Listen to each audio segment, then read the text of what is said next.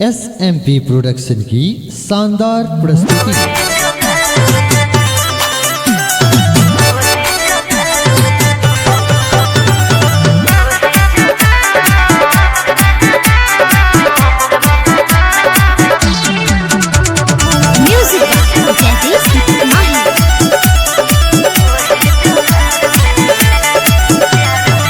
कले तू छोड़ी सुन हमारा सलभ गे संगे घूमे बोकिन देबो तोरा सब गे झूठो के टेंशन तू लइछा बेकार में।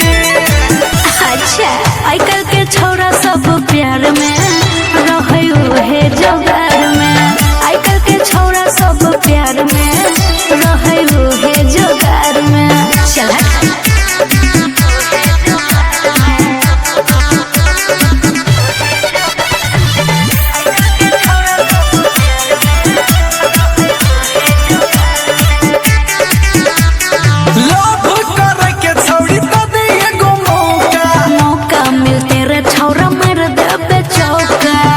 से बाछा दसो है के लव करे के छोड़ी त दे एगो मौका मिलते रे छौरा मार देबे चौका।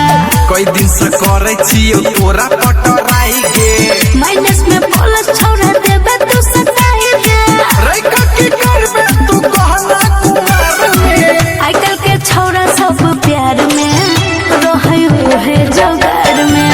आजकल के छौरा सब प्यार में रहे उहे जोगार में।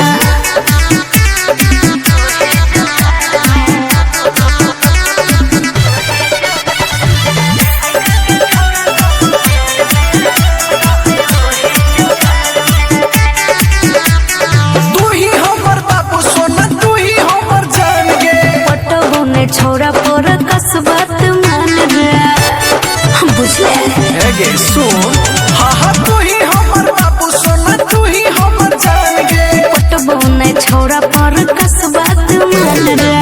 ब्यूटीफुल क्यूट छौ ये स्माइल गे दे देबे छौरा तू कृष्ण मिसाइल रे बिकेला जे तो तोरा चांदी के पार में। आजकल के छौरा सब प्यार में खाली रहे जोगार में। आजकल के छौरा सब प्यार में खाली रहे जोगार में। भगले को नहीं मुझे